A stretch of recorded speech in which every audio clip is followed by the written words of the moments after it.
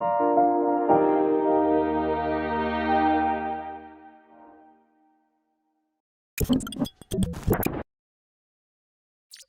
buenas.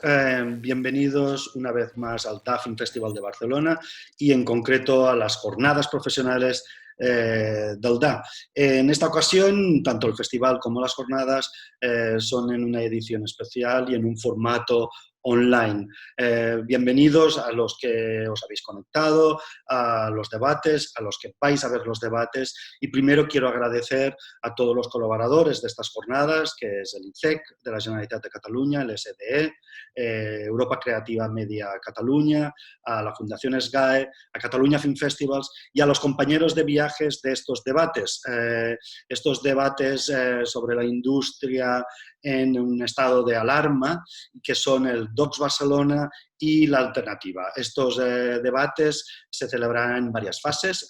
Primero, más en caliente, más analizando qué son los efectos que ha provocado este estado de alarma en el momento que se declaró el confinamiento alrededor de mediados de marzo, que algunos festivales hemos tenido que adaptarnos y mutar o trasladarnos a una versión online, tanto el DA Film Festival de Barcelona como el DOCS Barcelona. En el DA se celebran una serie de debates para dar voz y debatir sobre cómo estamos viendo este estado de alarma y qué efectos ha tenido.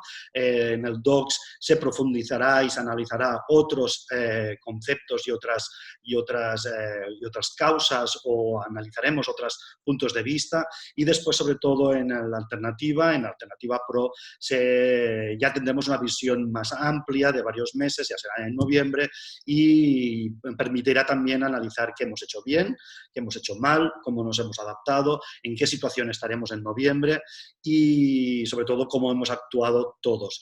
Así que gracias a todos los compañeros de viaje, a todos los ponentes, una vez más, gracias. Estamos hablando de profundizar y analizar esta situación desde el punto de vista más de los profesionales del sector audiovisual. Estamos hablando de distribuidores, agentes de ventas, productores, distribuidores y exhibidores, y espero que al menos nos permita no dar soluciones, pero sí tener una visión de dónde estamos y de qué manera nos está afectando en este sector cinematográfico en el 2020 y cómo vemos el 2021. Así que muchas gracias, nos vemos pronto en los festivales, nos vemos pronto en el cine, y espero que recuperemos esa nueva normalidad o la normalidad muy pronto. Muchas gracias, hasta pronto.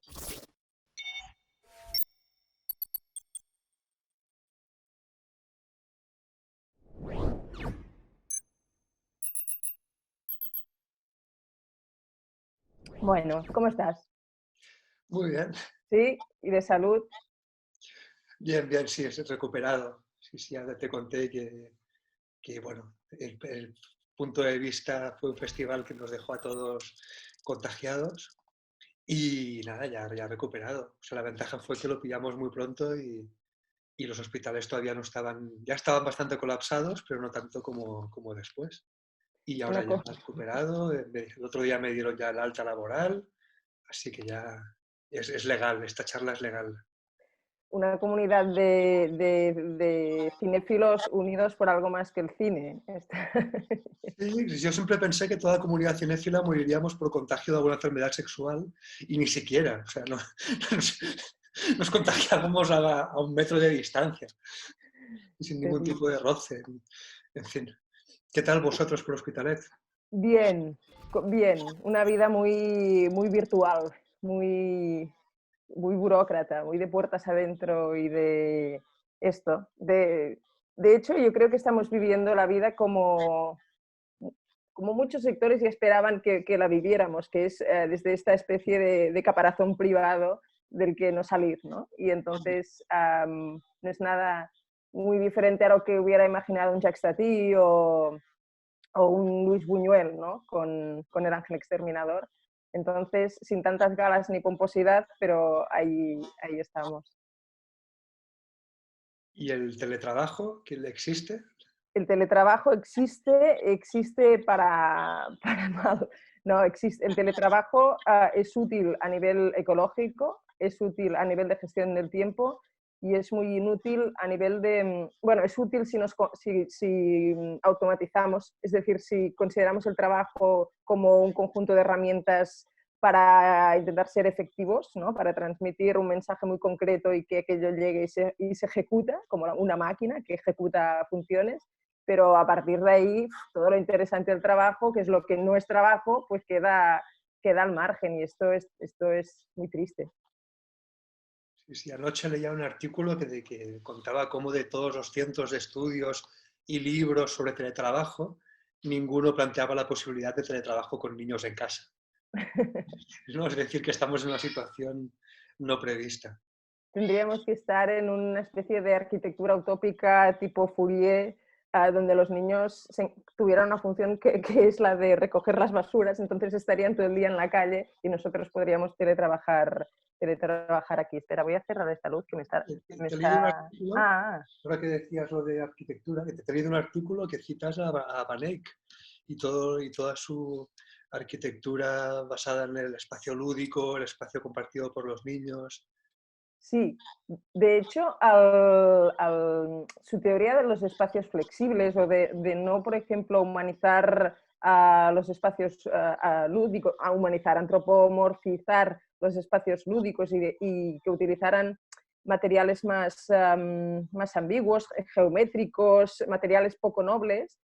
Ahora que lo dices, me ha recordado a la producción de cine y de vídeo online, ¿no? Este tipo de material amateur que hacemos nada, con 4 cosas, con un par de ideas y un poco de tiempo y amor y que ofrecemos online de una forma muy alegre, ¿no? Es lo que en los 60 pues Mari Menken o Jonas Mekas construían, estas pequeñas películas de cámara, ¿no? Para compartir entre los amigos. Sí, Van Eyck estudió mucho la arquitectura de Dogon. O sea, mucho de su pensamiento venía de los estudios que hizo en el país Dogon con la arquitectura de allí. ¿Ah, Y, sí? sí, y luego que todo esto lo mezcla con esas corrientes de los 60, que al final casi todos, ¿no? En lugares distintos, pero están pensando en cómo la arquitectura puede ser no efímera, pero sí montable, desmontable, adaptable. Y hace poco hice un texto comparando todos los arquitectos metabolistas japoneses, aunque sean muy distintos de Van Eyck, comparten espacios de pensamiento, con el cine de Marker, que coincide en el tiempo, en el espacio con ellos, pero nunca hablan unos de otros, no se relacionan. Pero sí es un poco esto que dices también, ¿no? De cómo son películas que están hechas con piezas, que se ensamblan, que cambian, que pueden mutar, que en cada versión pueden ser distintas. Son películas que no se acaban, como arquitecturas que van adaptándose en función de quién las habita, afines al nomadismo. Y me ha sorprendido, es que lo acabo de leer ahora antes de la llamada. Que de Qué repente bonito, ¿no? El cine a Van Eyck, nómada, cine nómada en época de confinamiento, ¿no? En época de inmovilidad a la fuerza. De hecho, el desconfinamiento es un poco la antítesis de todos estos procesos creativos más abiertos, mutantes, basados en la variación, que esto también es un tema que te interesa, y nos han gestionado una reentrée a la vida social que se parece mucho a un algoritmo, ¿no? A la idea de funciones, de compartimentos estancos, de franjas horarias, de tú sí, tú no, ahora te toca, ahora no te toca. La distopía no era el confinamiento, era el desconfinamiento. sí, en el artículo que leía ayer también ponía como todos los libros que hay sobre teletrabajo, básicamente son orientaciones para los trabajadores y sobre la psicología del trabajador, pero que no hay libros orientados al empresario o al organizador de estas jornadas laborales, ¿no? Lo cual le está abocando a Bueno, control. hay un modelo, que es el modelo que ya sabes que a mí me preocupa, que es el del capitalismo de plataforma, que ya parte del teletrabajo. Es decir, plataformas como Amazon, Uber, Airbnb o Netflix parten de que sus flotas de trabajadores son trabajadores autónomos monitorizados, rastreados, a tiempo completo, ¿no? 24 horas al día y que utilizan estas interfaces ligeras para trabajar. Y esto ya a pesar de que luego tiene una traducción física en el espacio, pues Uber con los coches, los riders en globo y así, pero su matriz de extracción de riqueza es online, ¿no? Es esta cosa virtual. Y ellos sí dibujaron este modelo hiperflexible donde el trabajador es una partícula diminuta en medio de un entramado de software, ¿no? Ahí sí que hay un modelo terrible que quizá nos lleva a hablar temas más arduos, pero los podemos dejar para después, como Netflix, el fantasma de Netflix, como l'home del sac, ¿no? Sí, ayer cuando planteábamos esta sesión, ¿no? me decías que igual empezabas haciendo una introducción. Sí, no la he hecho, ¿no? No, la introducción era para no lloriquear demasiado y para no basarlo todo en una crítica radical a estructuras muy pesadas, porque al final la creación es muchas cosas más, además de estas estructuras pesadas. Sí pulirnos la evidencia que el consumo cinematográfico y audiovisual en época de pandemia y de confinamiento se ha centrado mucho en plataformas como Netflix. Por suerte también en plataformas como Filmin, que gracias a Filmin se puede hacer un festival como el de A online, y esto cabe decirlo. Para mí también el problema está en los propios medios, este alarmismo, ostras, ahora todo el mundo está en Netflix, cuando salgamos de aquí nadie saldrá de Netflix, bueno, es considerar también a la gente un poco estúpida, ¿no? Y creo que las ganas que tenemos de llegar a ciertos productos y a través de ciertos medios parten de un contexto, que el contexto cambia, es decir, si podemos de alguna forma volver a la vida, no a la vida normal, sino salir a las calles, encontrarnos con la gente, ir a los cines, establecer conversaciones de bar, todo esto hará que, bueno, Netflix siga ahí o las plataformas sigan ahí, pero de una forma diferente ahora. Esto es evidente. Y además, para mí el enunciado es Netflix decepciona. Y ya no quiero hablar más de Netflix, porque hablar mal es también hacer publicidad. Pero yo creo que la gente ha echado de menos, o los cinéfilos yo no soy consumidora de Netflix, pero los cinéfilos echan de menos la prescripción, el acompañamiento, esto que hace Filmin o que hacen las revistas especializadas o que hacen las conversaciones, ¿no? Esa idea de, mira, es que yo parto de la confianza y parto del criterio de mi amigo, aunque sea un gilipollas, pero me gusta lo que me dice y voy a por ello, no porque un algoritmo se haya infiltrado en mi circuito neuronal y haya visto que si me gusta esto, me gustará esto otro, y evidentemente acertará, pero de una forma muy, muy triste. Pero ya está, ahí está mi comentario sobre las plataformas. Las plataformas modelo bazar, ¿no? Este modelo de que lo queremos todo y sin criterio y como con la cultura peso, ¿no? Esta idea por un producto que es visible, 100.000 son invisibles y hacen como de secundarios, ¿no? Como en los mítines de políticos, que hay todo de gente detrás, pues ahí están todas las obras de relleno que compran para tener un volumen y poder fardar de volumen de obras, ¿no?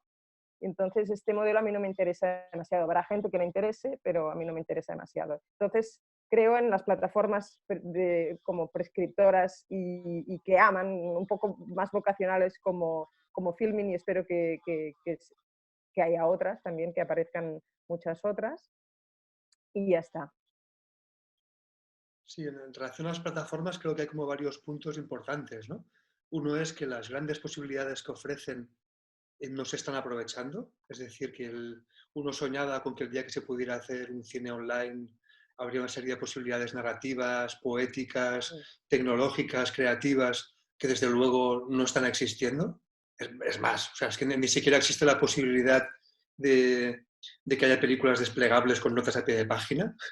O sea, cosas tan tontas como esa. Un documental musical en el que si quieres escuchar la canción entera puedas clicar y ir, no existe, porque es un software ya demasiado complicado para ellos, en el mundo de la tecnología actual que nos venden. Y no, o sea, que lo más avanzado que se haya hecho sea que el capítulo interactivo de Black Mirror da risa. O sea, están al nivel narrativo de los libros de Tría tu aventura en los años 80. Y luego está el problema de cómo han conseguido convencer a a gran parte de la sociedad de que esa parte tan pequeñita de oferta que están haciendo, porque esa idea del peso ni siquiera es tan real, que esa parte es el todo, ¿no? Como que todo es encontrable ahí cuando lo que hay es una cosa muy pequeña y extremadamente homogénea al final, ¿no? Y me recuerda un poco a cómo los medios de comunicación han tratado y han divulgado las bondades de estas plataformas. Me recuerda un poco al papanatismo que hubo cuando los propios periódicos estaban colaborando a que Google terminara con ellos, ¿no? Y terminara con su existencia apoyando todo un sistema de piratería y más que de robo, sobre todo, un sistema en el que hacían que el camionero, que el intermediario, se quedara el 95% de los beneficios, ¿no? O sea, toda esta especie, ahora creo que la diferencia es que las plataformas sí están pagando por la publicidad encubierta en forma de artículo. Ya es un gran progreso, ¿no? De cara a los medios a los medios de publicación de los periódicos. Y Sí, luego creo que hay un problema básicamente económico que tiene relación con la escala política de las cosas, ¿no? Es decir, cómo estos medios diseñados desde la globalización extrema están escapando a todo tipo de control económico, es decir, de cómo estas plataformas no están pagando impuestos en ningún lado, igual que ocurre en otros negociados, ¿no? Igual que está ocurriendo en la agricultura, igual que está ocurriendo da igual, ¿no? En la literatura, en cualquier sector de la cultura, en las industrias pesadas. Los grandes negocios están todos offshore y no pagan impuestos en ningún país, ¿no? Lo cual hace pensar en qué plataformas quieres estar, en cuáles quieres ver películas, y luego hace pensar también en una cosa que creo que la pandemia está reflejando de forma muy clara, ¿no? Que es cómo la escala del Estado-nación es muy ineficaz, porque por un lado no alcanza la escala internacional, que es en la que, por la que todo este lado de plataformas se están escapando de la colaboración social, igual que el virus se ha escapado a escala internacional y no hay organismos de gestión, ni de control, ni de organización social internacionales, y tampoco funciona a escala local, que es la otra, ¿no? que es la escala en la que estas normas y estos protocolos que se están utilizando, que se están organizando, se podrían aplicar de una forma útil, ¿no? Yo pensaba eso, ¿no? Como al final la pandemia demuestra desde el audiovisual, pero también desde la legislación y desde el tratamiento de la sanidad, cómo esta donación no sirve porque se queda en medio. No sirve ni a nivel internacional ni a nivel local, que es donde funcionan las aplicaciones de las cosas, ¿no? De hecho, salió una noticia hace muy poco que era que Netflix en España había pagado 3.000 euros de impuestos, 3.000 y pico, imagínate tú el chiste, y luego ha dado 1 millón de euros para la causa, y entonces el ministro de Cultura lo ponía como ejemplo de ejemplo a seguir, un poco esto, queridísimos verdugos, ¿no? ¿De qué estáis haciendo? Poniendo como modelo algo que es bastante letal para el tejido industrial y creativo, incluso creativo del cine y del audiovisual. En cuanto a lo que has dicho de las posibilidades narrativas, sí que hubo una época del 2007 al 2012 más o menos que se hablaba de web documental y de un cine arquitectónico, ¿no? Donde se exploraban las posibilidades narrativas a través de arquitecturas digitales más complejas, algo que seguramente el cine de Chris Marker recoge muy bien, esta naturaleza hipertextual de saltar por las cosas de forma inesperada como un flaner o como un niño, ¿no? Que junta cosas que no estaban previstas para estar ahí juntas. Y me acuerdo que YouTube, por ejemplo, tenía la opción, y esto nosotros con el Soy Cámara empezamos a hacerlo, de hacer piezas, lo que llamábamos nosotros piezas desplegables, que era como siempre funcionamos con patchwork y reciclando material ajeno, trabajando desde el archivo, poníamos enlaces a la conferencia del tío que estábamos citando o material expandido de algo que íbamos citando, y por eso lo llamábamos desplegable. Pero esto a YouTube no le convenía porque esto quería decir saltar de la plataforma o saltar del vídeo o saltar de la plataforma. Y claro, como estrategia de fidelización era inútil, entonces lo cerraron. Los criterios de la empresa pasaron por encima de los criterios artísticos o epistemológicos o lo que sean. Sí, sí. Oye, Sí. hablando de YouTube, perdón, una cosa de que antes que no me olvide, es que estaba leyendo, hace 2 días salió una noticia que todos los grandes festivales, Cannes, Sundance, Berlinale, hablando de los internacionales, ¿no? Los que algunos llaman categoría A o así, a Toronto, etcétera, todos se han juntado para hacer un encuentro a finales de mayo, al 29 de mayo, en un gran festival que se llama We Are One, a Global Film Festival. Somos uno, el festival de cine global, siguiendo un poco la iniciativa que hizo Lady Gaga con la música en esta especie de festival homenaje con los Rollings, que los Rollings es como siempre pasa algo, pasan los años, pasa todo y siguen ahí. Pues lo mismo con el cine. ¿Tú qué piensas de esto? No he pensado demasiado sobre los festivales, o sea, no tengo ni idea. Seguro que hay gente que ha pensado bastante más. Pero a ti, por ejemplo, como creador, ¿qué papel juegan los festivales? ¿Qué papel han jugado los festivales en tu vida?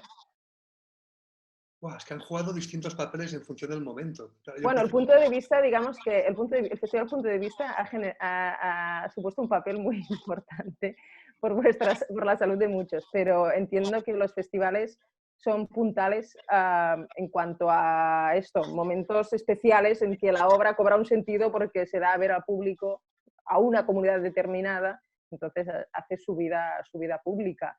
Entonces, yo, anticipándome un poco, esta estrategia de concentración me parecía una estrategia casi bélica, ¿no? de reforzar la legitimidad de la cultura, pero desde esta concentración un poco bestia, un poco anti... Sí, porque para mí la gracia de los festivales es que, aunque todos sean de cine, tienen sus distintas comunidades, sus distintas líneas de programación, su imagen de marca, si quieres, generan contextos muy diferentes. Entonces, pasarlo todo por el filtro de YouTube para dar a ver al mundo que estamos todos unidos en esto, pues es un poco raro, pero bueno. Sí, claro, o sea, para mí lo más importante de los festivales no, es mucho antes que cuando empiezo a enseñar pelis en festivales. Es cuando voy como espectador y como periodista y descubro las pelis que me han formado. O sea, entonces, o sea, para mí lo más importante es cuando iba de chavalito a escribir a San Sebastián y de repente descubría Happy Together y Zhang Yimou. O iba a Sitges y descubría y de repente proyectaban Mimic de Guillermo del Toro y en una sección paralela tenías la película de Oliveira con los rollos cambiados y toda la crítica decía ¡guau, qué increíble, qué estructura más audaz! La estructura es porque la habían proyectado con los rollos al revés, pero nadie se dio cuenta. Y de todo este tipo, o ir a la alternativa y descubrir ahí pues las primeras retrospectivas de Garrel, de Marker. Todo esto es lo que para mí fue absolutamente formativo. En festivales que, como bien dices, cada cual tenía su personalidad y sabías lo que ibas a encontrar, aunque luego hubiera secciones paralelas en las que había sorpresas increíbles siempre, ¿no? Entonces es solo ya es después cuando empiezo a enseñar pelis. Pero lo más importante es cuando he ido a los festivales como espectador, porque quieras que no, cuando vas a presentar una película estás trabajando todo el rato y no eres muy consciente de todo lo que arrastra el festival y desde luego yo hace años que no tengo ocasión de disfrutar de los festivales a los que voy. Hace años que todos los que voy es para enseñar películas o dar conferencias y hace mucho tiempo que no puedo ir como espectador. Bueno, este año en Punto de Vista, por ejemplo, sí pude descubrir algunas cosas muy chulas, pero esta segunda parte, que es la de promoción del trabajo propio, creo que tiene menos interés de comentar. O sea, a mí me ha sido muy útil porque, claro, cuando haces un tipo de cine que no es el mainstream comercial, que cuenta con el apoyo de grandes cadenas privadas o de una gran campaña promocional, pues tu espacio de divulgación y el espacio de llegada a un público afín a ti es a través de los festivales, ¿no? Eso está claro. Y está claro que un festival te acerca, o sea, el festival te escoge y tú escoges el festival en función de la trayectoria previa que hace que el público supuestamente afín pueda llegar, ¿no? Un público que sea afín y roce un poco. Entonces, bueno, en ese sentido quizás tenga razón y buscar una homogeneización, pueda haber ese peligro de homogeneización y de pérdida de Pero ya te digo, no lo sé, no conocía esta iniciativa, no he pensado nada sobre el mundo de los festivales aún.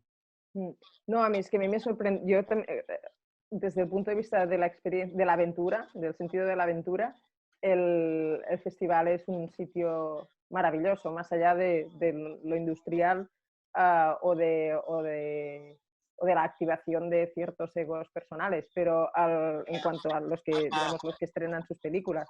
Pero, y esto es lo interesante, hablar de cine con alguien, ¿no? Ir allí, anticipar expectativas, anticipar experiencias a partir de esto, de generación de expectativas, de decepcionarte después cuando has visto ciertas cosas. Todo esto que se genera ahí me parece maravilloso. Por eso, al leer esta noticia me ha dejado un poco...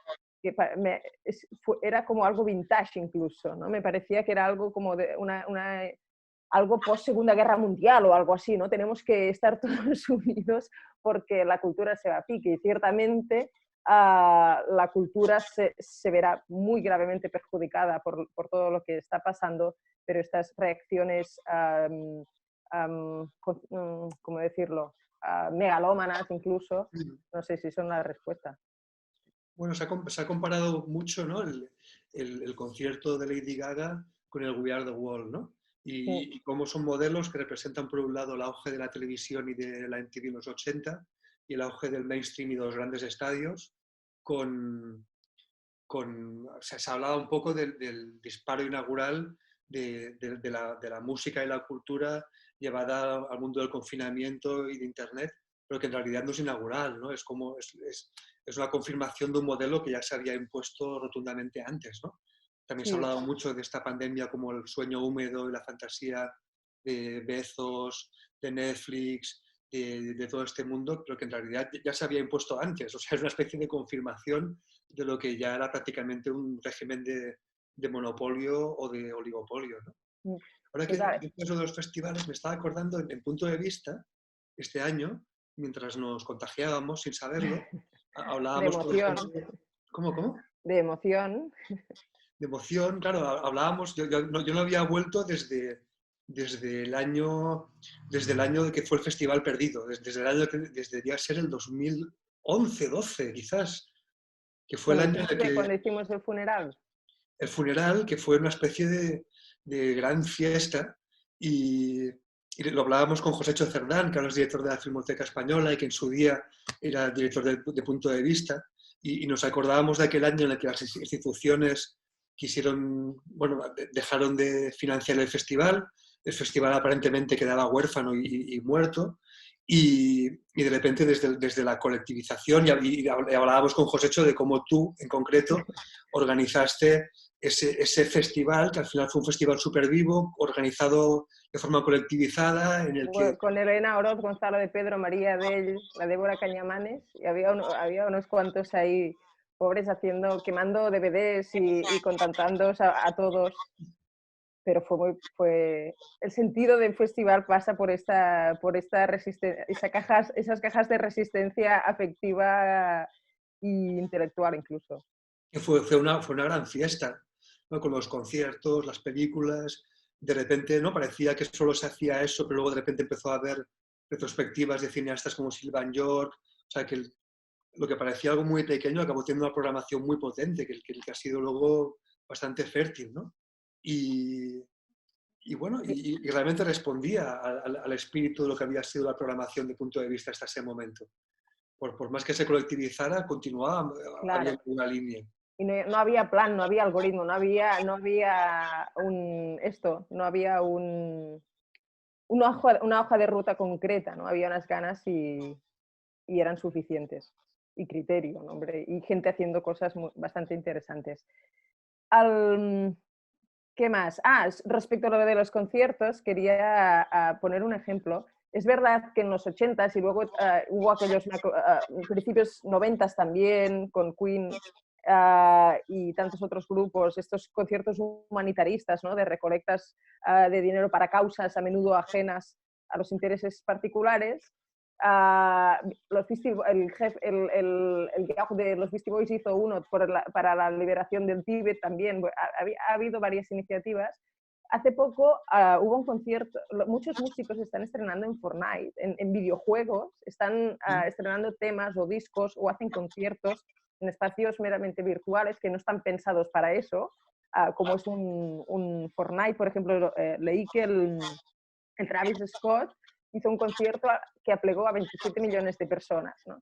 Y por curiosidad, quise ver un poco de qué iba la cosa y me sorprendió mucho a nivel de creativo, a nivel de retórica audiovisual, que había desaparecido la masa de espectadores, ya no había platea, no había esa cosa asamblearia, digamos, del teatro o del festival de cine, sino que eras tú en este punto de vista subjetivo que tienen los videojuegos, que te ibas desplazando en paralelo, matando a la gente, matando a otros, que es lo que estás ahí y viendo el concierto de tu ídolo, que era como un holograma gigante que se iba paseando por las pantallas, ¿no? Una detrás de otra cantando. Y me pareció a nivel... Lo de Sí, matando a otros no he entendido. O sea, ¿cómo ocupas porque el Fortnite es un juego bueno, hay como diferentes ámbitos y una función principal es la la Battle Royale, la de jugar a matar hasta que sobreviva uno. También creo que hay una versión, yo no soy nada especialista en videojuegos, ¿eh?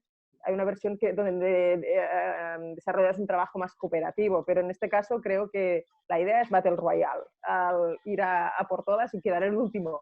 Y vas matando a gente y vas asistiendo al concierto en paralelo. Vale, vale. O sea, porque el concierto es paralelo al juego. O sea, Sí, sí, tiene una fecha, te conectas online en estos juegos de multijugador online y asistes al concierto en una especie de simultaneidad para algunos muy interesante, para otros quizá grotesca, no lo sé aún, pero como cosa curiosa sí que es. bueno, es interesante como ahora estamos utilizando interfaces para funciones a las que no estaban predestinadas, ¿no? El otro día con Elías Siminiani y con Sergio Oxman le pedimos a Taida Martínez, que es realizadora de Leitmotiv, que nos hiciera un tutorial de cómo estaban grabando y haciendo el programa, ¿no? Y claro, es muy interesante, o sea, cómo estos programas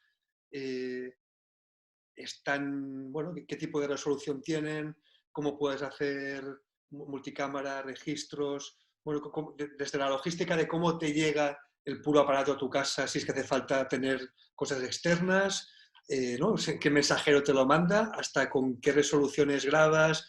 Bueno, es muy interesante ver cómo cada productora, cómo cada programa está buscándose su manera, ¿no? Y justamente, por ejemplo, Leitmotiv es los que han ido un poco más allá y han desarrollado softwares propios, están trabajando con equipo informático propio. Esto quizás ya lo habíamos comentado alguna vez, pero también me remite al inicio de la conversación, lo de la arquitectura abierta. Es muy interesante lo que dices, cómo la televisión se está, por ejemplo, reajustando los formatos fruto de no poder ir a rodar, que es uno de los grandes problemas, fruto del confinamiento, y cómo se normaliza no solo el diálogo entre formatos de resoluciones muy dispares, donde ahí también se ven las clases sociales, quién tiene más ancho de banda y esas cosas, y después también el multipantalla, ¿no? Que es algo que es un ruido visual que a menudo se veía como algo molesto en televisión, porque se quería esta cosa del HD, el cine, el 4K, la cara llenándolo todo, y ahora es el multipantalla, esta cosa que ya estaba en Napoleón, que es Devil Guns, que estaba en Suspense de Lois Weber, que hacían los IMSS, digamos, con sus salas, con sus, ¿cómo se llaman? Como gestión de proyecciones públicas a través de estas grandes multipantallas, y ahora, pues mira, hemos normalizado este contacto de formatos dispares y esta imperfección técnica, asumir que la imperfección técnica no afecta al resultado, sino que puede hacernos pensar muchas más posibilidades narrativas, ¿no? Sí, bueno, muchas veces lo pienso, que es una pena cómo desde el discurso de la historia del cine se ha desaprovechado el patrimonio de gente como los Dims o la Monte Young, ¿no? Todo este tipo de cineastas que no son considerados cineastas, que se los ve como arquitectos, como otros diseñadores, como otras cosas, cuando son cineastas por derecho, ¿no? Mucho más que la mayoría. Pero la multipantalla, o sea, creo que todo este multipantalla anti-monocanal, en el fondo llegan al mainstream por los programas de la mañana. Yo de esto me daba cuenta cuando me puse a trabajar en True Crime y tenía que ver los programas de la mañana de Antena 3 y Telecinco, y constantemente están con, ¿no?, los programas de Susana Griso, de Ana Rosa, Rojo Vivo, están constantemente con 5 o 6 pantallas y son virtuosos de eso, ¿no? O sea, llegan a conseguir que haya 5 pantallas en las que no ocurre nada, en las que de hecho están en directo en 5 sitios donde hace 3 años que no pasa nada, haciendo directos sobre el caso, yo qué sé, sobre el caso no sé cuántos, donde literalmente hace años que ya no hay nadie, y consiguen que tenga la sensación de estar saltando de un lugar al otro con una urgencia constante, con esa especie de ansiedad que casi aplicando la lógica de Tinder al True Crime y a los programas de máxima audiencia, ¿no? Y realmente lógicas de la vanguardia han llegado al mainstream a través de estos programas, ¿no? Muy interesante esto del hipervínculo o el montaje, o lo que Farocki llamaba el montaje blando, que es esta idea de multipantalla y de relación entre pantallas, comparándolo con el swipe de Tinder. Creo que es muy atinado. Y realmente a nivel nervioso, a nivel de estimulación de los neurotransmisores, debe funcionar de una forma muy parecida. De activación de ciertas partes de nuestro cerebro vinculadas con las hormonas del placer. De hecho, en el caso de Tinder ya hay estudios, ¿no?, sobre cómo el diseño de estas interfaces está muy vinculado a la segregación de este tipo la activación de estos neurotransmisores. Y en el caso de multipantalla debe funcionar como Pavlov un poco así, ¿eh? Sí, y te hacen sentir que el fuera de campo es infinitamente enorme y valioso, ¿no? Que lo que tienes es tan pequeñito que siempre estás en ansiedad de ir viendo qué te ha quedado fuera, ¿no? Con lo cual, dentro de cuadros se convierte en algo mucho más relativo y en el fondo no carente de valor, pero un poco sí, ¿no? O sea, sí tiene la sensación de que te estás perdiendo todo el rato lo mejor que está fuera, ¿no? Es el sucio secretito del que hablaba al Manel Delgado, esta cosa de más lo que esconde la imagen que no lo que vemos. Yo creo que al final la hipervisibilidad era esto, era imponer, es decir, jugar a un sistema de capas donde nunca se acaba mostrando nada del todo, ¿no? Es siempre sugerir, sustituir, acumular, pero nunca dar a ver. ¿Tú cómo estás pudiendo curar estos días? Pues creo que hay una fractura en mi cerebro. Creo que pues con un compañero, no. Es difícil. Yo he llegado a detestar profundamente lo que estamos haciendo ahora, que no está nada mal, pero he llegado a detestar este teletrabajo y esta comunicación a través de pantallas. Creo que nunca se acaban de decir cosas demasiado importantes. Ahora aquí no hay ruidos, la cosa se puede realizarse, pero si pensamos en las reuniones familiares, por ejemplo, a través de grupos de WhatsApp y cosas así, es la apología del ruido todo el rato, ¿no?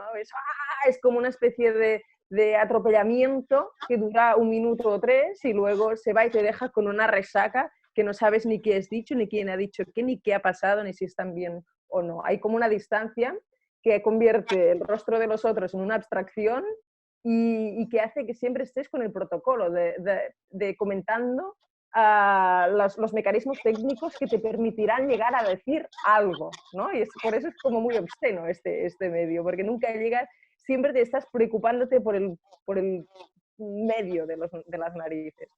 Pero bueno, es muy bonito estar aquí contigo también. ¿Y crees que eso tiene que ver con una fase de aprendizaje? Tiene que ver con una cuestión económico-técnica que va a resolver para bien y para mal el 5G, es decir, que es nada, en donde hay una antena habrá 10, tiene que ver con lo técnico meramente y luego creo que también tiene que ver con lo sociológico. y lo fenomenológico, que es a través de una pantalla nos reprimimos, hay como un distanciamiento físico real que hace que, por ejemplo, en una reunión de grupo difícilmente acabemos quejándonos o hay un protocolo de funcionamiento que inhibe esto, los fuera de tonos, no sé, se apela como al consenso, sea el consenso al ruido o sea el consenso a instrucciones rutinarias, pero es muy difícil que haya conflicto. ¿No? Es curioso, ¿no? Yo no he tenido esa percepción. ¿No? Igual es que, no, pero igual también es que llevo poco tiempo. O sea, porque claro, en realidad toda la primera, o sea, me he empezado a trabajar tarde. O sea, que la primera etapa fue de enfermedad, de baja. O sea, Estás en la primera etapa. ¿Cómo, O sea, cómo? estás en la primera etapa, que es la del enamoramiento. Sí, estoy en una segunda o tercera etapa. O sea, dijéramos que la primera, bueno, yo qué sé, o sea, la primera fue de nada, ¿no? O sea, por ejemplo, en el hospital ni siquiera tenía ordenador. Hubo una cosa muy curiosa, que es que de repente me dijeron, claro, fue un momento de mucha suerte, o sea, era como, parece una digresión, pero voy a terminar en medios de comunicación, ¿eh? Yo cuando llegué al hospital era muy pronto, y entonces estábamos como esperando que nos subieran a la planta varios pacientes separados por mamparas. Ibas viendo cómo los enfermeros todavía estaban intentando aprender cómo vestirse y aprendiendo protocolos de ellos que no sabían cómo funcionaban. Y nos iban subiendo a planta. A medida que habilitaban espacios y que tiene relación con lo que hablábamos antes, de cómo los espacios son flexibles y de repente espacios que estaban pensados para otras cosas se estaban convirtiendo en habitaciones para enfermos de coronavirus sobre la marcha. Tuve la suerte de que aquí en Gerona hay un hospital, el Santa Caterina, que es donde fui, que es de Brullet, Pineda, unos arquitectos increíbles, especializados en hospitales. Son los que hicieron el Hospital del Mar, el de Berlín, el Transfronterer de Puigcerdà. Creo que es donde nací yo. ¿Cómo? Creo que es donde nací yo. Ya lo confirmaré, pero creo que nací allí. Sí, pues estos hicieron una reforma hace pocos años. O sea, el hospital es bastante nuevo. Y bueno, era una forma de prueba de estrés de este edificio, ¿no? De ver cómo las zonas se cambiaban. El caso es que justo cuando han llenado una habitación, me toca subir a mí. Y me toca habitación individual, que es como lo ideal para un caso así, ¿no? Y estaba yo solo en una habitación con un televisor de los que van con monedas.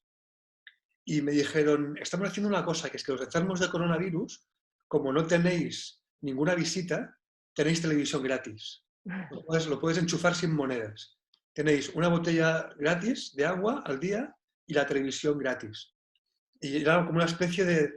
¿qué es lo más parecido a la familia que no te puede visitar? La tele gratis. Una tele generalista. En cambio no había wifi. Pero claro, lo de la televisión te deja un margen, no te interpela. Bueno, te interpela el mensaje, pero no tienes que responderle al mensaje. Aunque mi abuela, cuando tuvo un ictus, meses previos a su muerte, creía que la televisión le estaba hablando a ella. Y lo creía, yo estaba a su lado cuando pasó esto y lo creyó y yo pensé, es que en realidad tiene razón. Pero en el caso de... Todos hablamos por la tele, ¿no? O sea, Sí, casi sí, todos sí, al ordenador, ¿no? O sea, sí, pero, le decimos cosas al presentador, igual que le decimos cosas al futbolista cuando no juega como quiere, pues le decimos cosas al ordenador, sí, cuando y nos equivocamos nosotros, el le presidente pedimos cuando perdón, sale. ¿no? Sí, pero era para reforzar para mí la decepción con lo del teletrabajo y las reuniones familiares vía telemática. A mí me pasó que hubo una primera fase de enamoramiento de ¡guau, qué maravilla, podemos comunicarnos! Se tiene que ser hipócrita si no se ve esto. Pero luego, cuando hubo un sobreabuso, sobreconsumo o exceso, como si hubieras comido 10 pizzas o algo así, y era esta sensación, ¿no? de hartazgo y de que al final siempre se acababa convirtiendo en una especie de protocolo. Y el resultado era echar mucho de menos, que esto es algo también bonito, cosas muy silenciosas, ¿no? Cosas que tenían más que ver con los cuerpos, con las voces. Para mí sobre todo es la voz. Prefiero llamar antes que ver, porque es como si de golpe la imagen se hiciera más distante. Y eso. Y hay una cosa, ahora como yo sí que funciona por montaje, mi cerebro es montaje blando de Farocki, voy saltando de un sitio a otro.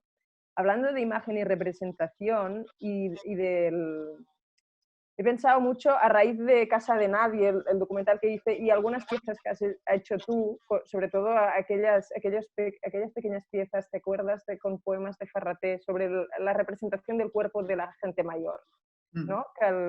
Que es algo que cómo en lugar de dar a ver a la gente, se ha reducido el discurso a la gente como esto, otra vez, como víctimas, como algo que se tiene que preservar y que por tanto siempre está en fuera de campo, ¿no? Nunca se da a ver. Pero bueno, ahora me he acordado así. Espero que los del DEA luego remonten todo esto y le den como una especie de flujo narrativo coherente y continuo. Se lo pasarán a Miguel Ángel Blanca para que lo monte y a Isa para que les haga un guión y consigan dar coherencia a esto, ¿no? Bueno, ha habido como una gerentofobia muy fuerte, ¿no? O sea, no sé si vas por ahí o no, pero, sí. pero me parece, ostras, lo de las residencias me parece incomprensible como ha podido ocurrir, ¿no? O sea, es totalmente incomprensible. A ver si no sé, el enunciado de la conversación de hoy también había interrogantes sobre ya no posibilidades económicas, sobre cómo rodar y cómo contar nuevas historias, que las hay, son muy, muy graves, sobre todo por esto, por lo de la limitación del rodaje y luego el empobrecimiento económico, pero a nivel creativo narrativo yo no sé, no creo que podamos decir mucho, pero qué tipo de historias acabarán explicándose. En la comunidad literaria se hacía mucha broma sobre la de libros post-confinamiento que habrá sobre el propio confinamiento. A nivel cinematográfico yo no soy futuróloga, con lo que no sé hacia dónde irá, pero a lo mejor sí que es como en los últimos años ha habido muchas historias de jóvenes sin rumbo, ¿no? Esta errancia, esta errancia de un futuro abierto sin expectativas, películas un tanto nihilistas sobre este futuro perdido. A lo mejor hay más relatos sobre esta comunidad, digamos, social a la que le prestamos tan poca atención y que es tan invisible a nivel de historia de las imágenes, que bueno, porque en la historia de la pintura, digamos, era un género, hay la presencia de los cuerpos viejos, la nobleza de los señores y señoras mayores estaba ahí, ¿no? Había mucha iconografía sobre la vejez. Y parece que el cine que democratiza la imagen o la amplía o amplía sus posibilidades, de golpe, pues reduce su espacio de visibilidad. Wow, es que ahora me has abierto, tengo 3 líneas abiertas distintas. Oye, rompedlo, porque llevamos mucho rato y esto de la vejez a lo mejor no interesa. Pero bueno. No, a ver, si sigo línea vejez, en el caso, claro, hay un repertorio inmenso de imágenes de cuerpos, pero hasta que aparece, hasta el siglo XVII, ¿no? Hasta que aparecen Rembrandt y sus contemporáneos, funcionaban como alegorías, ¿no? Y los cuerpos ancianos masculinos eran los santos intelectuales, ¿no? El San Jerónimo, y eran modelos de virtud y de sabiduría, y los cuerpos de mujeres ancianas eran alegorías de la corrupción, del paso del tiempo y del casi del vanitas, ¿no? Esos cuadros de Hans Baldung Grien con brujas, ¿no? Ves a la joven que se va convirtiendo en una bruja, ¿no? Entonces esto lo rompe un poco Rembrandt, ¿no? Y ahora hemos vuelto un poco a la invisibilización total de esos cuerpos y, bueno, es un tema que hemos hablado muy a menudo, ¿no? De qué tabús hay en el cine y en la representación visual muy grandes. Luego, otro tema que había quedado abierto era el de los escritores y cómo se vivirá esto. El otro día lo hablábamos con Oxman y Simignani Y yo creo que más que haber cambios de estilo y de género, creo que en lo que tengo más esperanzas es que pueda ocurrir algo con la gente muy joven que les está pillando este momento y que pueda ocurrir algo parecido a cuando los escritores decían, a cuando había un porcentaje de grandes escritores muy alto que habían sido tuberculosos, ¿no? Decían, es que estuve 2 años fuera de la vida civil y fuera del mundo profesional, durante los que estuve leyendo mucho y ahí me convertí en un gran escritor, ¿no? Por todo lo que leí y por todo lo que vi. Y luego el tercer tema que me había quedado abierto es que me daba cuenta que quizás o sea, este choque que dices con respecto al mundo de relacionarte por Skype o por Zoom o por lo que sea, creo que igual no he notado mucho más en la vida personal que en la vida profesional. O sea, que en el fondo trabajo de forma muy parecida a como trabajaba antes, porque ya hace años que montaba las películas comunicándome con los montadores por cada uno, pues hasta estábamos montando entre 2 aguas en 3 ciudades distintas, por ejemplo, y trabajábamos conectados online. Sergi Díez montaba un cacho desde Valencia, yo montaba un cacho aquí, luego nos comunicábamos, lo intercambiábamos online o con Domi Parra en Madrid y con la escritura de guión igual. También es verdad que tanto con mis montadores tenemos una relación de 20 años y empezamos a trabajar online hace 4. Entonces hay como un conocimiento previo muy grande. Pero a la hora de trabajar en guiones, no sé, ahora me ha pillado hemos tenido la suerte de que nos ha pillado no en rodaje, sino en la fase de montaje de cosas y sobre todo de escritura de guión. Pero cuando estamos escribiendo guiones con gente nueva, también por plataformas, o sea, por esos Skype, Zooms, otros sitios, la verdad es que está funcionando bien. No me siento nada incómodo en ese trabajo y creo que incluso nos ayuda a racionalizar los horarios de trabajo. Claro, yo te lo decía, por ejemplo, en el caso de las clases virtuales, que son muy decepcionantes. Bueno, nos reunimos y al principio era muy emocionante porque el grupo se reconoció como grupo otra vez y era, wow, podemos estar aquí. Pero luego ya automatizaron el desconectar cámara y entonces hablas con una pantalla en negro con todos los nombres de los alumnos ahí hablando sola y es un tanto extraño. Y luego Ahora entiendo más por dónde llevas. Sí, y luego las comisiones de subvenciones del ayuntamiento, con lo que al final el trabajo se hacía previo, pero a la hora de ponerlo en común, con 20 personas online, era una aprobación, era aprobar un conjunto, pero alguien tiene algo que decir y ante esta frase, como una especie de juicio, siempre es quién va a decir algo cuando lo que se presupone es que se acabe ahí la cosa, ¿no? Entonces, en este sentido lo decía. Claro que ahora tendríamos que acotar esto, profesiones, tipo de actividades, pero sin duda para tareas creativas a nivel logístico puede ser bastante útil. Sí. Sí, claro, me daba cuenta que ese tipo de encuentros masivos no los he tenido. Y lo más parecido serían las llamadas familiares en las cuales el caos ya existía antes. Pierdes la parte de abrazo y en cambio el caos se mantiene igual en una sobremesa, en una mesa, que en Skype, ¿no? Eso sí. Los acoples son parecidos.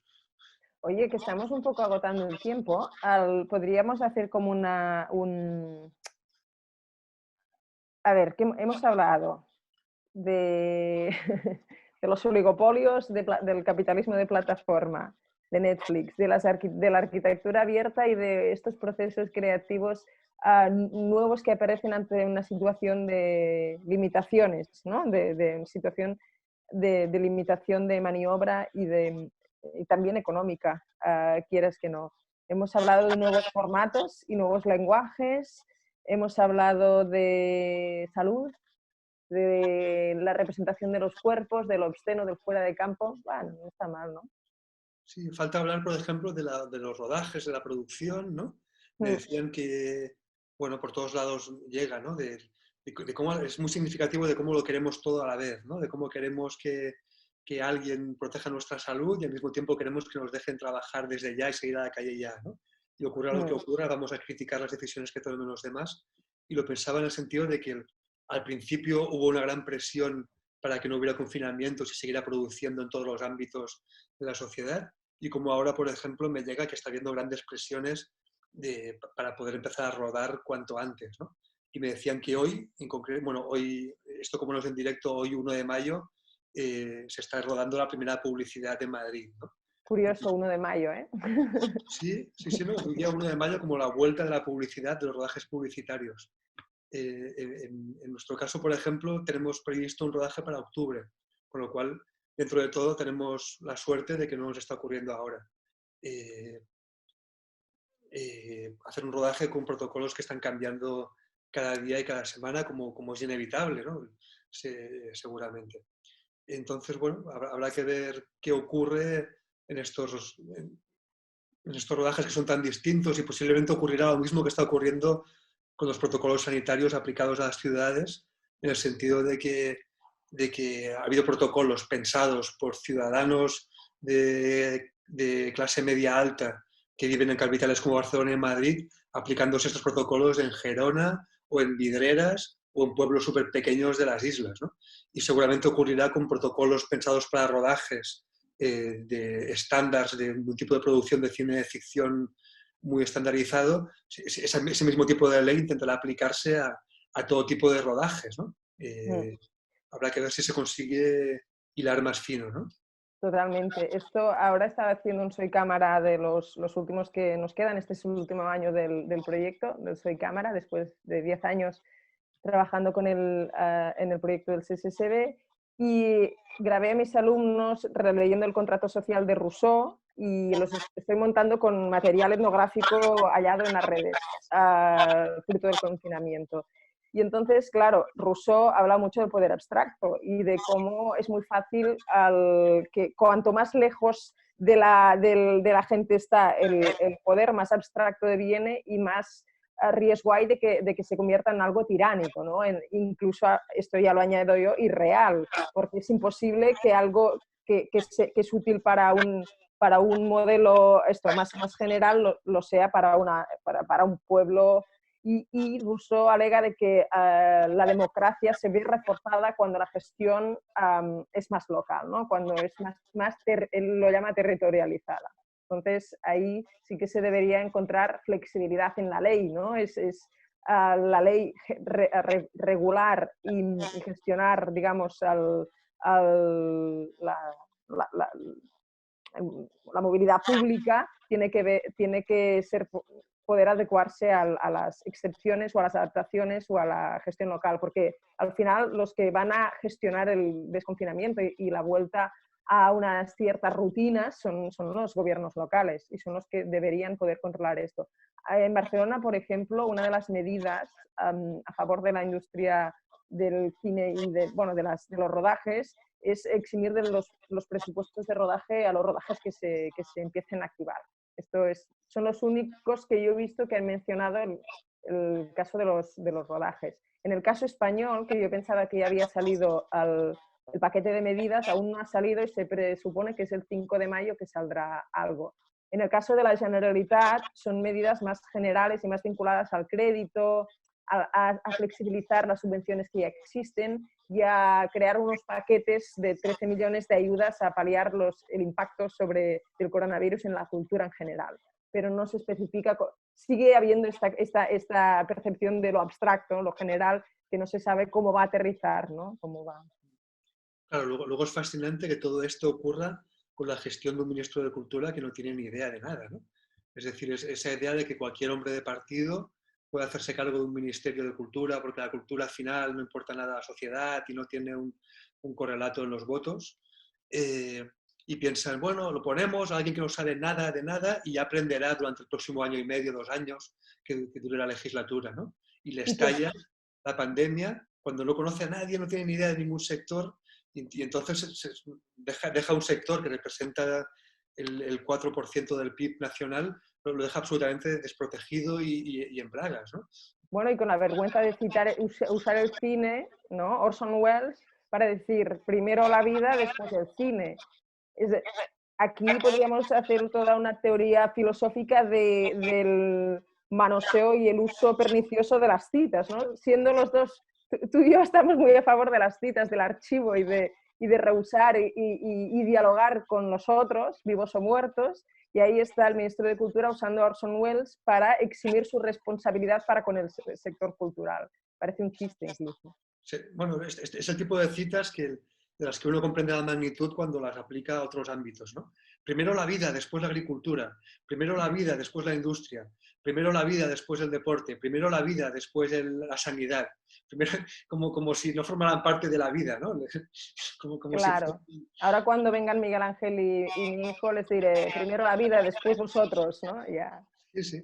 Como si la vida fuera algo separado o como si el cine, la agricultura no formaran parte de la vida, ¿no? Como si, en fin, primero la vida, después el ministro. Como si pudiéramos escoger entre una cosa y la otra, ¿no? En relación con los rodajes, para mí también es que se ha evidenciado la necesidad de rodar y cómo si separan los rodajes separa el meollo del sector un poco o una parte muy importante del sector. Hace unos años creíamos que la postproducción lo podría todo, ¿no? De que de que el trabajo se haría desde una sala llena de ordenadores, cuando se ha demostrado que no, ¿no? Que el encuentro físico en el espacio, que además permite también lo azaroso si se quiere, o que el cine capture cosas que no están previstas en la sala de montaje o en el despacho del productor o la productora, esto se tiene que tener muy, muy en cuenta. El valor de cuando un grupo humano se pone a hacer algo, ¿no? Y rueda en un sitio específico, la especificidad del lugar, y todo lo que pueda pasar a partir de ahí. Esto yo creo que es interesante. Que la gente quiere rodar, quiere salir a rodar, que los rodajes son muy necesarios y que además a escalas muy diferentes, ¿no? También. Sí, a ver qué ocurre. Sí. Nosotros, por ejemplo, estamos trabajando en seguir desarrollando el rodaje que teníamos previsto, como si fuera a ser posible en su momento, y trabajando en proyectos más futuros, y al mismo tiempo pensando y trabajando en proyectos que sean compatibles con esta situación, o si se alarga o se repite. Y luego, los rodajes de publicidad también han caído y han caído no solo como medida preventiva, sino porque los hábitos de consumo de la gente ha cambiado, ¿no? Las bebidas isotónicas, por ejemplo, han caído en picado en el consumo porque la gente no puede ir a hacer deporte, la gente no puede ir a conciertos, que es donde se consumen todas estas bebidas, y como para no decir marcas, y todas las grandes marcas han bajado en picado su publicidad. Y esto pasa con muchos otros productos, ¿no? Que eran la base de alguna forma de la industria de la publicidad. Que repercute en la tele, es decir, que repercute en la capacidad de generar contenidos desde los medios de comunicación públicos o privados, repercute evidentemente en el tejido de las productoras, etc. Y todo por el solo hecho de estar encerrados en casa, ¿no? Bueno, por el solo hecho. Y esto es fruto como de la situación del confinamiento. Sí. El otro día, por ejemplo, me contaban cómo los colegios de periodistas en parte se financian gracias a los kioscos de los que tienen licencia ellos. Entonces, en realidad, los colegios de periodistas se están financiando a través de los turistas de la Rambla, por ejemplo, que compran souvenirs, y eso financia el periodismo, ¿no? Y es curioso, ¿no? Cómo parte de la producción ha terminado dependiendo de cosas aparentemente muy ajenas, ¿no? Bueno, y la tasa turística también, por ejemplo, era la tasa turística que se derivaba luego en cultura. Claro, estamos en una red, en una especie de termitero muy complejo, muy difícil de renegociar o de resolver.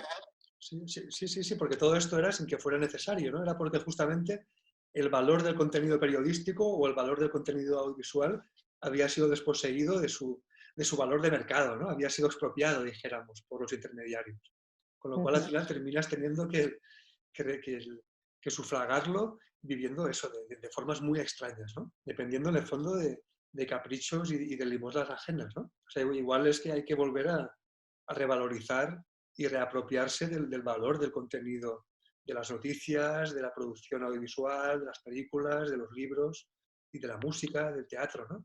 De todo eso que al final pues se está utilizando más que nunca y es como el peligro que hay, ¿no? Que sea un sector que una vez más se vaya al garete en el momento en el que más se está utilizando y más se está consumando, que me gusta más que consumiendo. Mm. Bueno, esto es muy propio también de la lógica neoliberal, ¿eh? Hacer algo como pretexto para otra cosa, ¿no? Siempre no haces nada con el objetivo de esto, de enfrentar esta situación por sí misma, sino para llegar a otro sitio. Todo es una especie de cadena de revalorización o de reacciones que cuando son buenas son reacciones positivas en cadena y cuando son malas es una catástrofe que puede con todo. Y la parte positiva para los trabajadores culturales creo que es que estamos tan acostumbrados a esta precariedad y a no saber de qué viviremos dentro de 2 semanas, o sea, forma parte tan connatural que estamos más entrenados que otros sectores para la que se viene encima, ¿no? O sea, que tiene toda pinta de que va a ser una catástrofe económica de grandes dimensiones y posiblemente tenemos la ventaja de estar más entrenados y más acostumbrados a esta incertidumbre absoluta, ¿no? Es la única ventaja que le veo. El trading. Esto es verdad, pero también hemos llegado desde la crisis del 2008 hasta cuándo se puede, ¿no? Y ahora, Iñaki, un poco también el reto, ya hemos hablado de festivales y estamos en la matriz virtual de un festival aquí, y el reto será un poco la transición, ¿no? La historia vive de muchas transiciones, de qué pasará con los festivales en época de desconfinamiento o en una época donde tendremos que convivir con pandemias, con varias pandemias, y porque no es algo que sea puntual, sino que es algo congénito a las formas de vida que hemos generado de alguna forma. Y ahí está el reto a ver qué pasará no solo ya con la industria audiovisual, sino con los festivales. Hombre, me has hecho pensar en un deseo, ¿no? O sea, en el deseo de que toda esta experiencia sirva para que dejemos de plantearnos las opciones de cine o plataformas como cosas contradictorias que se niegan la una a la otra, ¿no? O sea, que llevamos muchos años escuchando y en las entrevistas, en los coloquios, siempre era como cine o plataformas, que es como una especie de cosa absurda, como carne o pescado, papá o mamá. ¿No? Decir, no, es que son perfectamente, no solo son compatibles, sino que lo lógico es que convivan, igual que todo el mundo entiende que ir a un concierto no es lo mismo que escuchar un disco. Y todos deseamos un día ver una película en nuestra casa, por internet, y otro día ir a la sala de cine. Entonces, quizás esto sirva para que recordemos que a veces está bien follar por internet, pero a veces preferimos hacerlo en carne y hueso y pueden ser experiencias que tengan su gracia las dos, ¿no? Entonces, bueno, ojalá sea porque en el fondo todo esto, en el fondo era un discurso interesado para tender hacia que la respuesta sea no, plataformas y carguémonos las salas de una puta vez, ¿no? En el fondo toda esa especie de dicotomía falsa empujaba hacia ahí. Si esta situación de extremo aislamiento sirve para darnos cuenta de la utilidad y del valor y del placer que nos da ir a una sala o hacer el amor de verdad en vivo o ir a un concierto, pues bienvenido sea. Y ojalá podamos volver a los festivales pues yendo a la sala como íbamos a Aldá o en San Sebastián, Gijón, Sevilla, La Alternativa, Málaga y todos los festivales que nos gustan. Ojalá pronto sean de verdad y no como esto que estamos haciendo ahora, que es un acto de fe, ¿no? O sea, que dudo que esto vaya a ningún lado, lo que estamos haciendo ahora. Y más allá del gusto de hablar contigo todo este rato. Que no hubiéramos hablado tanto rato si no nos obligara Aldá. Así que me alegro de estar contigo tanto rato. Hombre, yo ya para hacer también un elogio a la sala, que es un poco el sitio, a la sala de cine o a cualquier sitio que se adapte como sala de cine, como taberna, ¿no? Donde se proyectan historias, ilusiones, relatos, que es el espacio también un poco donde las diferentes clases sociales se encuentran, donde también pues saltarte un poco la aprobación de tus padres y madres para darle el beso a la chica que te gusta. Bueno, estas cosas estas microhistorias que han ido acumulando las salas de cine, que es parte también del relato de la historia del cine, y entonces quería aprovechar para decir a los festivales que es muy interesante también esta como reinvención o apertura, hablando de apertura de formatos abiertos que se ha dado en los últimos años, buscando no solo proyectar películas, sino forzando también un poco encuentros entre las comunidades de espectadores y los creadores, entre la propia industria, estos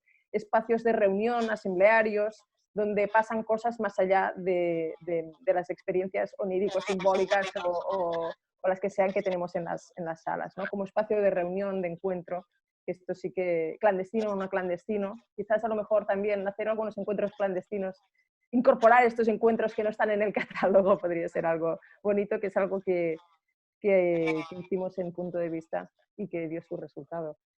Sí, a mí, por ejemplo, que los festivales y los estrenos puedan ser simultáneos en un gran evento, en un lugar, con un encuentro personal, y simultáneos en Internet, me parecería fantástico. O sea, no le veo ningún problema, porque es que no son la misma experiencia. Total, no, esto es, y además a nivel ecológico y a nivel económico, de movilidad, de gestión logístico, facilita esto. Puedas asistir, sobre todo, por ejemplo, en las familias con niños pequeños. Hay un momento en que, de los 0 a los 3 años, en que no ves cine casi, ¿no? Bueno, que es muy difícil ver cine. Entonces, estas experiencias online facilitan mucho poder seguir viendo películas, esto seguro. Sí, yo eso no lo hemos conseguido, ¿no? ¿No? No, Luna se acuesta a medianoche o muy tarde y entonces no estamos viendo poco. Bueno, pues ahora que empieza el DEA, pues bueno, que ha empezado el DEA, es un buen momento para hacer filming, no, para ver cine. Yo encuentro que esta opción de aparearse con filming ha sido bueno, es que no podía fallar, ¿no? Es como una suma donde las partes, la calidad de las partes ya condiciona la calidad del resultado. Y muy agradecida que nos haya puesto aquí en conversación privada / pública contigo. Sí, el encuentro da filming es muy natural, ¿no? Tiene gracia que uno de los fenómenos audiovisuales de la pandemia haya sido La Flor en filming, ¿no? De repente, ¿Sí?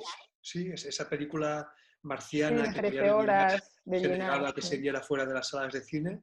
De repente con la pandemia ha aceptado que por primera vez se vea online y ha sido de las películas más vistas en filming, tengo entendido, pues, desde la cinefilia, gente viendo La Flor durante 15 horas. Yo es de lo poco que he visto justo al salir del hospital, cuando todavía no podía trabajar, aproveché para verla.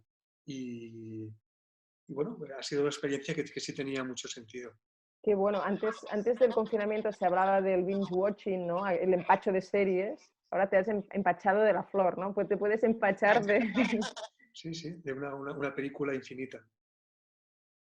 Pues bueno, larga vida a Aldá, larga vida a Filmin, larga vida a Ingrid Guardiola. Y Besos a larga mi vida a Iñaki, a Isa y a Luna. Bueno, besazos a todos. Tons. Adeu.